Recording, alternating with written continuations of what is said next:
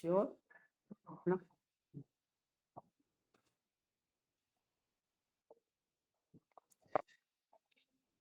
Então, nesta hora, nós vamos buscar a figura do Mestre, amigo de todas as horas, irmão maior das nossas vidas, que possamos encontrar no equilíbrio, na paz, na harmonia deste ambiente, o fortalecimento necessário para compreendermos o Evangelho na acústica da nossa alma, para que, compreendendo, consigamos relembrar os compromissos assumidos para esta vida e, assim, que cada um de nós consiga buscar as lições que nos ensinam a amar, que estão presentes nos nossos dias e que nesta hora se faz necessário que cada um, com muita coragem e disposição, com a ajuda amiga, aprenda as lições tão importantes para a nossa vida. Por isso, Senhor, rogamos que os amigos que aqui estão, trabalhando em seu nome, nos auxiliem a compreender o seu Evangelho e que nós, fortalecidos neste bem, consigamos trilhar o caminho que nos conduz à verdadeira felicidade. Obrigado, Mestre, por mais esta oportunidade. Ser conosco, divino amigo, e que assim seja.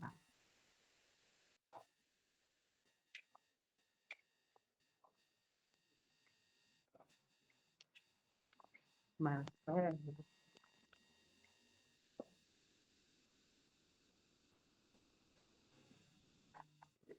Então, vamos lá. Continuando o capítulo 13, que é o capítulo Não saiba a vossa mão esquerda o que dá a vossa mão direita. As...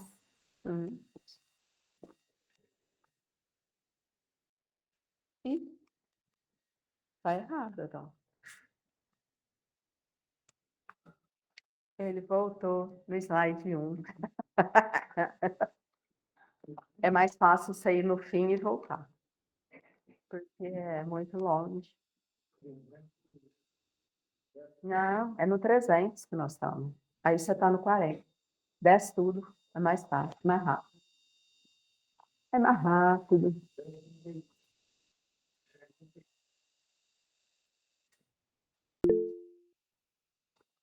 Isso.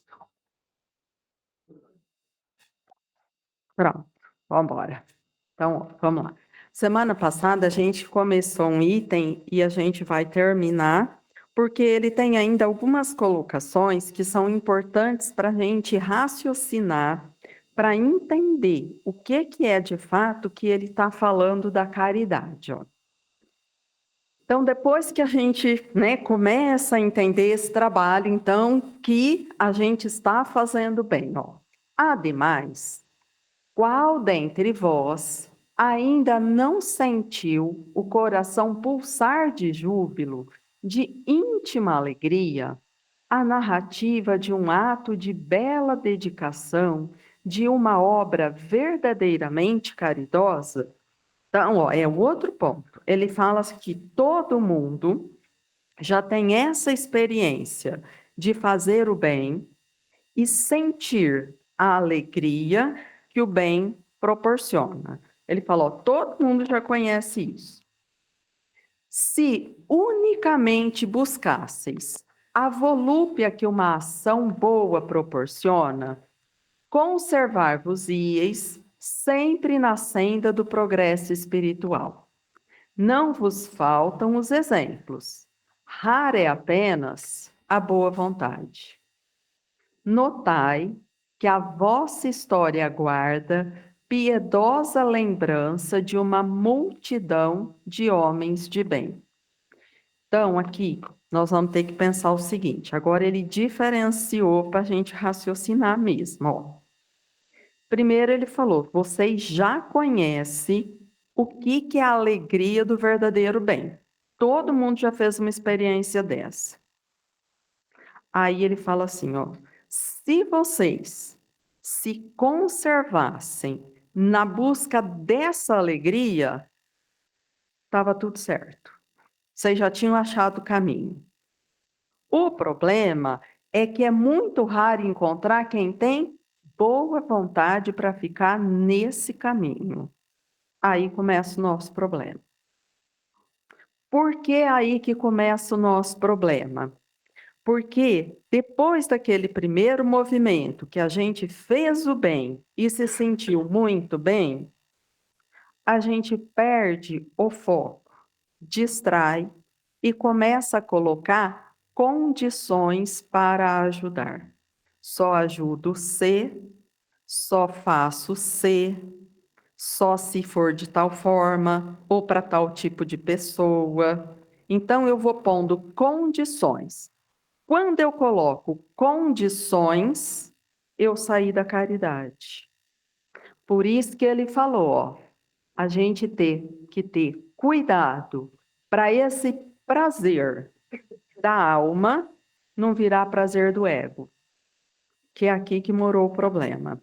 E aí ele pede para a gente lembrar a multidão de pessoas, de homens verdadeiramente do bem, que a gente conhece, para a gente ver, ó, que tipo de devotamento. Ele impunha alguma condição para auxiliar? Para que aí eu consiga rememorar isso. Onde está o problema disso que ele falou? Então vamos lá. Ó, então essa aqui é a simplificação da lei de amor. Então, ó, no começo eu só sou instinto. Mais de avançado e corrompido eu sou sensações. Depurado e instruído, sentimentos. Então, quando eu falo de prazer da alma, eu estou falando de sentimento. Quando eu falo de prazer do ego, eu estou falando de sensações. E sensação não é caminho de evolução. Por quê? Porque a gente já passou desse estágio. Eu não posso mais fazer as coisas por prazer do ego. Porque aí a minha preocupação não é o outro. Então, a questão é tão íntima que eu não consigo cumprir a lei de Deus pensando em mim. Porque, ó, eu ajudo essa pessoa se ela fizer isso do jeito que eu estou mandando. Ó, eu estou preocupada com ela ou com mandar? Mandar, porque tem que ser do meu jeito. Ser do meu jeito, eu estou focada em mim. Então, eu tirei o outro da relação. Eu não quero saber o que ele precisa. Eu não quero entender a necessidade. Eu não quero saber o que ele tem de instrução, de orientação. Eu quero que ele faça como eu mando. Ignorei. Então, eu não consigo cumprir a lei de Deus ignorando o outro, porque a lei de Deus é amar a Deus, ao próximo, como a si mesmo. Se eu ignoro o outro nessa relação, eu não consigo cumprir a lei. Se eu ignorei o outro, eu estou focada no que eu quero, do meu jeito, do meu ponto de vista, o como eu entendo. E isso fortalece o ego, faz eu ficar mais centrado em mim ainda. Isso não é caminho de evolução de novo. Então, essa diferença entre prazer, sensação, e prazer, sentimento, eu preciso compreender a dinâmica na minha intimidade. Que olha só, o ego vai trazer algumas armadilhas. Quando alguém provoca e a gente responde e a pessoa sente que a resposta encaixou perfeitamente, o que que a gente sente nessa hora? Prazer. Mas é o prazer da alma ou o prazer do ego? Totalmente do ego. Então, ó, é legal? Puxa, adorei. Prazer. Mas quando eu fiz isso, eu contrariei a lei. Por quê? Porque o meu prazer foi diminuir o outro. Diminuir o outro, responder desse jeito, chama revide. Ele, eu me senti atacada e eu contra-ataquei, ou seja, bateu, levou. É antigo, é lá tempo de Moisés isso. Então, se eu não separar essas duas situações, eu vou ficar com muita dificuldade, porque a gente vai cair de novo no que a gente está discutindo todas essas semanas. Eu posso até fazer alguma coisa que nesse instante alivia a dor do outro. Ó, ele estava com fome e eu dei um prato de comida. Vai diminuir a fome? Mas eu coloquei um monte de regras, para ele foi bom, ele vai diminuir a fome. Para mim não mudou nada. Por quê? Porque eu estava com prazer de ego, falando do quanto eu posso, de quão grande é a minha capacidade. Então, não foi a dor dele como irmão que me sensibilizou. Foi a dor do como eu sou melhor que você. Olha, você ainda bebe, fica andando para a rua. Ai, nossa, olha essas pessoas. Ai, eu sou do bem. Eu não faço essas coisas erradas. Deu ruim para mim. Então, é muito diferente uma coisa da outra. E a gente está aprendendo a fazer a diferença agora. Então, ele continuou: Não vos disse Jesus tudo o que concerne as virtudes da caridade e do amor? Por que desprezar os seus ensinamentos divinos? Por que fechar o ouvido às suas divinas palavras, o coração a todos os seus bondosos preceitos? Então, vê que ele vai fazendo um monte de pergunta. É como se ele perguntasse assim, ó, vocês acreditam no Cristo? A gente fala sim. Vocês, então, seguem o que ele diz? Não. Ele está falando, uai, mas por quê? Vocês não acreditam? Vocês não entenderam o que ele ensinou? Vocês não entenderam aquele caminho? Então, por que que não dá para ouvir aquilo que ele falou? Por que que na hora de fazer a gente troca e escolhe um outro jeito? Ó, isso é tão sério em nós, porque a gente é inteligente. Então, a gente faz isso não é de forma descarada. A gente arruma uma justificativa bem feita, bem elaborada, para dizer por que não. Então, está lá nos ensinamentos de Jesus que eu devo perdoar.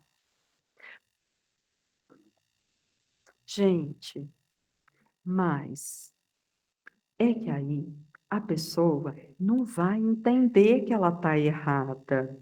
Porque se eu ficar perdoando, ela vai achar que ela está certa. Tem isso na lição de Jesus? Perdoa 3 vezes e aí se abandona o caso? Não, não tem. Ó, mas eu vou fazer uma justificativa, porque aí parece que eu raciocinei aquilo. Olha como ficou bonitinho. Então, ó, eu acho uma justificativa. Pior, todo mundo à minha volta vai concordar comigo. Ai, você está certa mesmo. Já perdoou 3 vezes, tá bom mesmo, para com isso, tá de... Olha que legal. Ficou ótimo. E aí eu arrumo uma justificativa para não fazer o que Jesus ensinou. E parece que eu que estou certa. Então, eu preciso ter essa clareza. Ó, quem está certo é o Evangelho, que é a mesma coisa que Jesus, que é a mesma coisa que o que tem na lei de Deus, que é a mesma coisa que o que tem na lei de amor, que é a mesma coisa que a verdade que existe. E o resto é tudo coisa que eu inventei para não fazer. É assim. Então, se eu não tenho cuidado, eu caio nesse lugar que ele está falando. Oh, mas vocês não entenderam o que ele ensinou? Vocês não viram lá na história, nas lições, o exemplo que ele deu? Mas vocês não concordam? Então, por que que vocês estão ignorando aquilo que é a verdade para fazer uma coisa que vocês já sabem que não é a verdade? Essa é a pergunta que ele faz aqui. Né? Então, ele vai perguntando, eu falei, parece uma coisa ingênua. Ah, por quê? Porque então, é para a gente entender onde ele quer que chegue. Quisera eu que dispensassem mais interesse, mais fé às leituras evangélicas. Desprezam, porém, esse livro, consideram-no repositório de palavras ocas, uma carta fechada. Deixam no esquecimento esse código admirável. Vossos males provêm todos do abandono voluntário a que votais esse resumo das leis divinas. Lede-lhe as páginas cintilantes do devotamento de Jesus e meditai-as. Eu falei que essa aqui, ó, era o parágrafo que eu não podia pular. Então, na verdade, o que ele está dizendo é assim, ó, que ele gostaria muito que a gente se dedicasse a estudar o Evangelho. Porque quando a gente entender o Evangelho, meditar naquilo, ou seja, eu aprofundar, eu vou entender o meu funcionamento e vou conseguir entender o que é a lei de Deus. Que aí eu tenho um parâmetro muito claro para ir reconhecendo, ó, que hora que está certo, que hora que está errado. O que que eu devo fazer nessa situação? Porque hoje, nossa, eu não tinha nem pensado nisso, mas no Telos Divina tem uma hora que ela fala, ó, o Evangelho como solução. Qualquer lugar da vida que eu tiver, que tiver um problema, se eu buscar no Evangelho e meditar naquilo, eu acho a solução. Mas a solução para mim, para viver a vida eterna.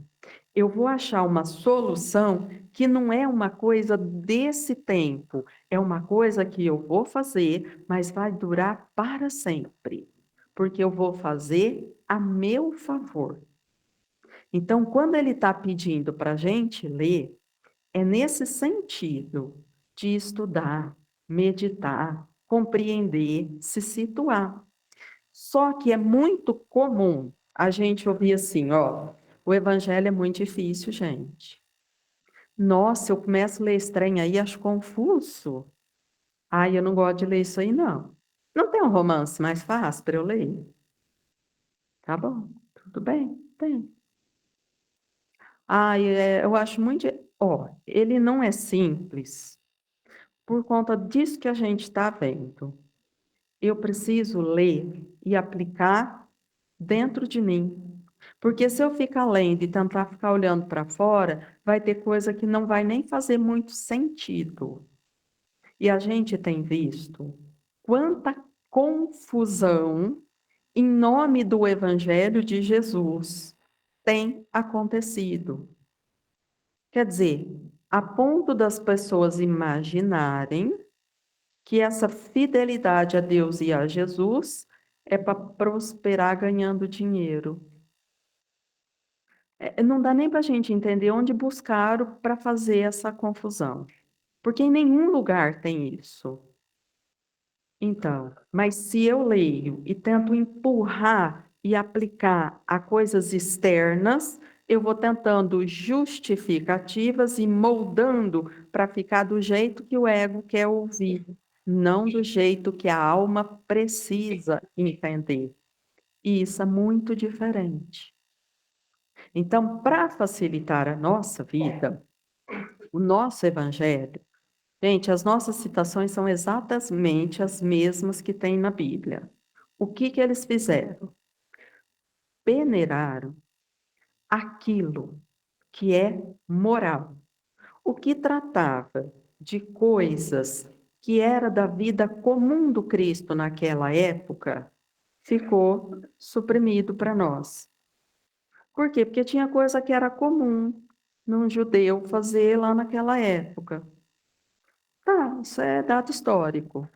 Então, eles pegaram as passagens que tratavam da questão moral, muito ligadas intimamente ali na lei de Deus, e deixaram e trouxeram argumentações para esclarecer. Então, era só para ser um facilitador, tá? Mas o que tem na Bíblia é verdade? Sim, se eu souber ler e interpretar. Se eu ficar lendo sem interpretar, sem entender o tempo em que aquilo aconteceu, quanto tempo depois aquilo foi escrito, eu fico um pouco confusa em relação ao que tem na Bíblia. Porque tem umas coisas que vão ficar muito estranhas. Gente, isso é uma coisa muito comum. As crianças perguntam isso na evangelização para gente. Tia, como que era Adão e Eva se tem alemão, japonês, africano? De dois sai três raças diferentes? Não, não sai. Não tem jeito. Então, mas se eu ler no A Caminho da Luz a explicação do Emmanuel, eu vou entender a alegoria e vou entender aquilo é verdade, escrito de forma alegórica. Ah, e é verdade que o mundo foi formado em 7 dias, e no último ainda Deus pegou e para descansar? Não, não é assim. Dia da ideia de período, são 7 eras geológicas, igual a gente estuda lá na quinta, sexta série. Paleozoica, Cenozoica, Mesozoica, blá, blá, blá. Isso, 7 eras. E na última, foi quando a Terra acomodou, entrou em equilíbrio e se aquietou. Então lá eles escreveram como repouso divino, mas era a estabilização da Terra. Se eu ler, interpretar, eu vou falar a verdade. Isso aí faz todo sentido. Agora, se eu não leio, se eu não estudo e não procuro quem estudou, eu vou ficar imaginando que é mesmo. No 7º dia, Deus tirou para descansar. Ficou lá no repouso, deve ter deitado na rede, ficou balançando. Gente, isso não faz sentido. Entende? Então, quando ele fala dessa necessidade de estudar para entender, é porque é libertador para nós compreendermos a lei de Deus que nos rege e nos conduz. Porque algumas coisas eu fico em dúvida exatamente porque eu ainda não tenho um contato claro. Ah, mas é difícil. É mais difícil é ser filho e ter medo de Deus. Achar que ele gasta tempo punindo, castigando. Olha que terrível. Quando eu falho, ele fica me espreitando para me mandar um castigo bem difícil. Olha que tristeza viver desse jeito. Então, essa clareza é fundamental para que a gente possa libertar de algumas questões. Homens fortes, armai-vos, homens fracos, fazei da vossa brandura, da vossa fé, as vossas armas. Sede mais persuasivos, mais constantes na propagação da vossa nova doutrina. Então, quando ele fala para eu ser persuasiva, porque na verdade o que eu acredito, eu consigo ter uma constância, mas eu preciso ver se eu tenho essa compreensão. Porque tem algumas coisas que a gente fala assim, ó, acho que é. Você acredita? Parece que sim. Eu acho que é verdade. Então, por exemplo, se eu perguntar assim, todo mundo que está aqui acredita em reencarnação? O que vocês vão falar para mim? Vocês se conduzem como se essa vida fosse só uma experiência e que o foco tem que ser na vida espiritual?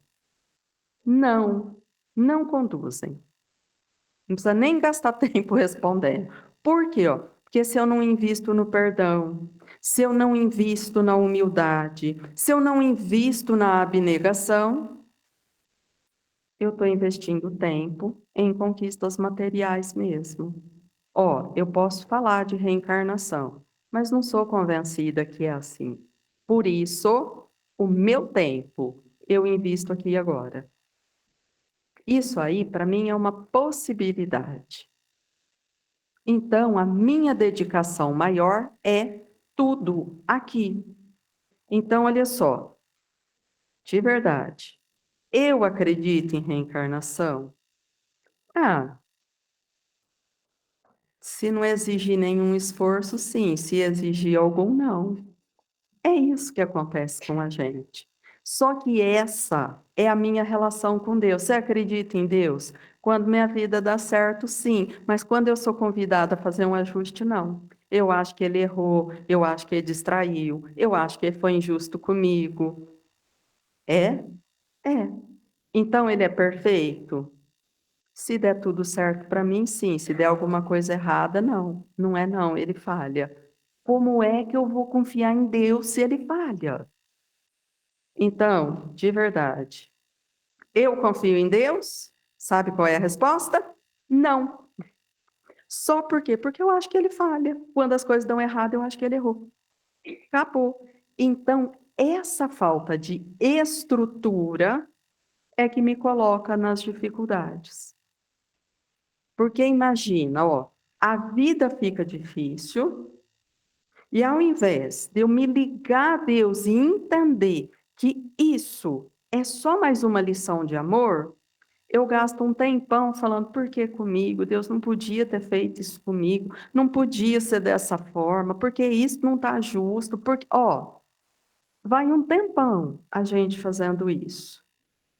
Ou seja, eu gasto um tempão me isolando da fonte do amor, porque eu acho que ela tem falhas. Então, quando ele fala que a gente precisa disso, é para a gente ficar forte, para não ter tanta oscilação do jeito que a gente apresenta. Então, lembra aqui que ele falou, ó, vocês já fizeram bem, mas não tem constância, porque vocês não têm boa vontade. Ô, gente, mas se eu não acredito, eu vou ter boa vontade como? Vai que falha de novo, porque eu entendi como falha, não é que falhou. Entende que a gente vai caindo num buraco? Então, é com essa clareza que ele espera, ó. Apenas encorajamento é o que vos vimos dar, apenas para vos estimularmos o zelo e as virtudes é que Deus permite nos manifestemos a vós outros. Mas, se cada um o quisesse, bastaria sua própria vontade e a ajuda de Deus. As manifestações espíritas unicamente se produzem para os de olhos fechados e corações indóceis. Ai, Pai eterno, vamos lá. Então, vamos lá, né? Ó, primeira coisa que ele falou. Então, se vocês tivessem boa vontade, vontade ativa, estava todo mundo no caminho do bem. Mas como Deus é bom, Ele permite a gente vir encorajar, estimular, porque é só isso que eu posso fazer. Eu não tenho outra coisa para fazer por vocês. Mas aí ele fala assim, ó, sabe para que serve manifestação espírita? Para convencer São Tomé. Porque quem não é São Tomé já acredita. Ele não pede nada. Gente, vocês já escutaram uma frase horrorosa que fala assim: eu mudo. Se Deus me provar fazendo tal coisa na minha vida, ô criatura, você vai passar a vida sentado esperando. Porque Deus é Deus, Deus não precisa provar. Deus é Deus. A lei está aí, ela existe. Eu imaginar, gente, mas olha que infantilidade, que algo maior tem que vir me convencer para eu mudar. Se Deus me provar tal coisa, eu vou lá e perdoo. Ai, fica aí com a sua mágoa, então, tá tudo certo, a vida vai seguir. Então, olha só, ele está falando, ó, mas mesmo assim Deus é bom, então ele permite manifestações espíritas unicamente para a gente tentar sensibilizar aqueles de olhos fechados, aqueles corações indóceis, porque as pessoas duras de entendimento, que fica cheio de exigência com um monte de coisa, como Deus é bom, ele ainda permite para ver se a pessoa sensibiliza e decide buscar os elementos raciocinando e falar, é mesmo? Por que que eu estou exigindo isso? Então, lembra quando Tomé falou assim, que só ia acreditar se ele tocasse as chagas de Jesus, porque ele não acreditava naquilo lá, não? Vocês lembram o que que Jesus respondeu para ele? Feliz foi o outro Tomé, que não tocou e acreditou. E tudo bem, se você precisa disso, estou aqui. Mas feliz não é, feliz é quem acreditou. Não precisou nem me ver e acreditou. Por quê? Porque sentiu. E aí ouve que eu vou voltar de novo na lei de amor. Sensação, corpo, ego. Sentimento, alma. Não dá para estar nos dois lugares ao mesmo tempo. Então, quando eu preciso de muita prova, de muitas coisas, com muitas exigências, eu estou longe do sentimento. Eu estou prisioneira do mundo da sensação. Vamos para o lugar que a gente conhece. Eu preciso de uma prova que essa pessoa gosta de mim. Tem que me provar, porque senão, como eu confio? Ó, se eu preciso de provas, se eu preciso com cobranças, eu estou trancada no mundo das sensações. Eu não senti o outro de jeito nenhum ainda. Essas duas coisas não ficam no mesmo lugar. Quando eu sinto, eu não preciso de nenhuma exigência. Por quê? Porque eu senti. Agora, quando eu preciso, foi só uma sensação. Aí eu preciso de um monte de exigência, mas é uma questão de quem ainda vive trancafiado na exigência do ego. Então, se eu não entendo isso que ele está aqui propondo como mecanismo, parece que ele fica. Parece um capítulo repetitivo, gente, mas ele vai falar disso de novo, vai falar disso de novo, vai falar disso de novo. Lembra que eu falei uma vez o seguinte, ó. Vocês vão ver daqui a pouco o espírito que assina esse texto. É sempre um especialista nesse assunto. Por isso, ele fala mostrando a dinâmica que acontece dentro. Por quê, ó? Gente, porque ajudar no Brasil é de um jeito. Se for na Suíça, é de outro. A gente pensou, como é que na Suíça sai para dar um prato de comida para o morador de rua? Ah, não tem. Ah, vamos fazer sopa fraterna lá na Suécia. Não tem carente. Ah, não tem. Ah, não funciona. Não funciona assim. Vamos dar roupa àqueles que têm frio lá no Japão. Então, também não rola. O governo lá é diferente. Ele não vai fazer. Ah, então esse evangelho é só para brasileiro que funciona? Não. Jesus é para a humanidade da Terra, para o mundo inteiro. Então, isso tem que servir para mim, para o dinamarquês, para o norueguês, para o suíço, para o sueco, para todos, não tem jeito. Então, se eu não ler aqui a dinâmica interna, eu fico imaginando coisas externas, mas não é para coisa externa, é para coisa íntima que ele está falando. Por isso que eles ficam nessa insistência. A caridade é a virtude fundamental sobre que há de repousar todo o edifício das virtudes terrenas. Sem ela, não existem as outras. Sem a caridade, não há esperar melhor sorte. Não há interesse moral que nos guie. Sem a caridade, não há fé, pois a fé não é mais do que pura luminosidade que torna brilhante uma alma caridosa. Então, vê que ele vai ligando, mas aí, se a gente não entender de novo, fica difícil, ó, porque tem gente que jura que tem fé. Mas eu olhei para a caridade e acho que não fiz isso, porque eu faço só a benevolência, mas caridade é benevolência, indulgência e perdão. Então, eu tenho fé ou não tenho fé? Não tenho mesmo, gente.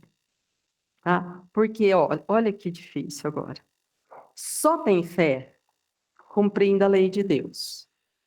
Só dá para cumprir a lei de Deus se for Deus, o próximo e eu. Se eu não fizer esse circuito, eu não tenho fé. Então, sabe aquilo quando eu faço assim para o outro e fico assim, Deus me ajuda para ele nunca mais aparecer na minha vida, me fortalece para ele sumir. Ó, eu não estou falando de fé, eu estou fazendo um pedido. E bem baixinho fala assim, Deus, pesa seu dedo sobre ele, acaba com ele para ele entender que ele... Eu não tenho fé. Porque além de tirar o outro da conversa, eu estou desejando o mal e contratando Deus para cumprir o mal que eu quero. Isso não é fé. Porque na fé, Deus, o próximo e eu, é o enunciado da lei. Amar a Deus, ao próximo, a si mesmo, só que a regra é clara. O que eu desejo para o próximo mesmo? Tudo que eu quero então eu peço, Deus me ajuda, mas ajuda ele também. Então ajuda ele, me ajuda. Dê entendimento a ele e a mim. Por quê? Porque é esse o circuito da fé. Então, mas se eu não for benevolente, indulgente e perdoar o outro, como é que eu faço para querer o bem dele? Então se o meu pensamento não for caridoso, a fé não estrutura. E segundo o nosso especialista, nem a fé e nenhuma das outras virtudes vão fazer estrutura onde falta esse funcionamento. Onde falta esse funcionamento. Por quê? Porque se eu fecho em mim, eu peço para mim, eu vou falar só de coisas que me aprisionam. Eu não vou falar de coisas que me expandem a alma. E aí eu caio outra vez numa dificuldade. A caridade é, em todos os mundos, a eterna âncora de salvação. É a mais pura emanação do próprio Criador. É a sua própria virtude dada por ele à criatura. Como desprezar essa bondade suprema? Qual o coração dissociente, bastante perverso para recalcar em si e expulsar esse sentimento todo divino? Qual o filho bastante mau para se rebelar contra essa doce carícia, a caridade? Então ele está falando assim, se a gente entender que isso é todo bem e todo amor, então imagina o seguinte, aqui tem a fonte pura do amor, eu vou olhar e falar assim, não quero, eu prefiro amargura mesmo. Não, ninguém ia fazer isso. Então ele está falando, se vocês entenderem o que eu estou falando, vocês vão entender que a gente está falando da evolução, mas não só para esse mundo, para todos, e vão começar a buscar essa fonte com clareza. Porque toda vez que eu percebo que a fonte está disponível e eu me encontro na dificuldade, eu vou falar, opa, por que eu abri mão da fonte? Vou voltar. e vou abastecer na fonte. Nossa, ó, distraí, saí, opa, por que que eu tô? Eu volto. Então, eu vou me mantendo o tempo todo na fonte. Quando ele está falando com esse vigor, lembra, ó, a gente está no 13, eu acho que foi lá no 3. Quando eles falam das moradas, ele fala o seguinte, ó, a característica do mundo regenerado, que é esse para qual a gente está transitando, é espíritos que vão ter em si o desejo de ir a Deus.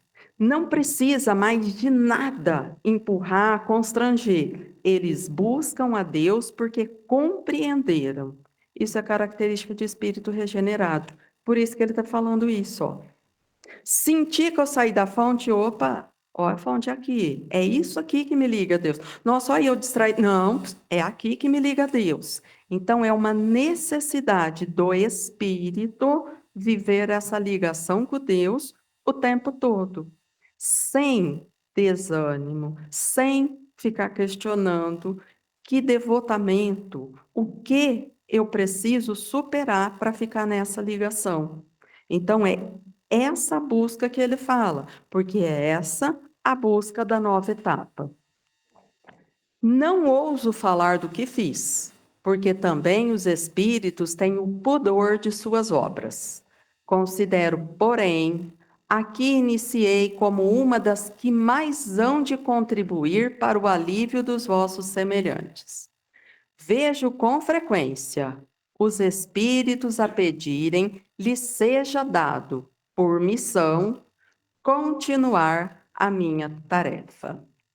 Vejo-os, minhas bondosas e queridas irmãs, no piedoso e divino ministério.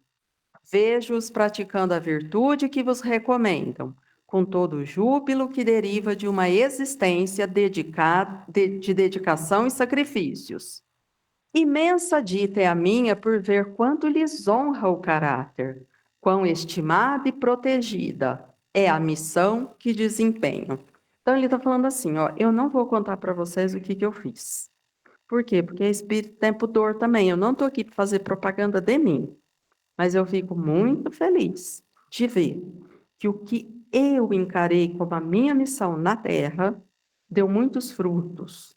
E muitas pessoas se dedicam como missão e recebem muito amparo por esse tipo de dedicação. Homens de bem, de boa e firme vontade, uni-vos para continuar amplamente a obra de propagação da caridade. No exercício mesmo dessa virtude, encontrareis a vossa recompensa. Não há alegria espiritual que ela não proporcione já na vida presente.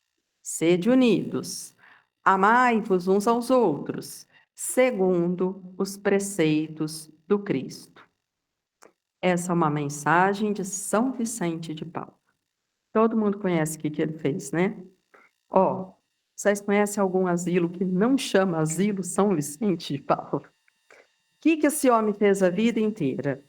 Depois que ele conquistou um cargo importante na hierarquia da igreja, ele pediu que ele não queria crescer mais por tudo que ele conhecia. E ele passa toda a vida dele se dedicando a doentes e aqueles que ficavam esquecidos.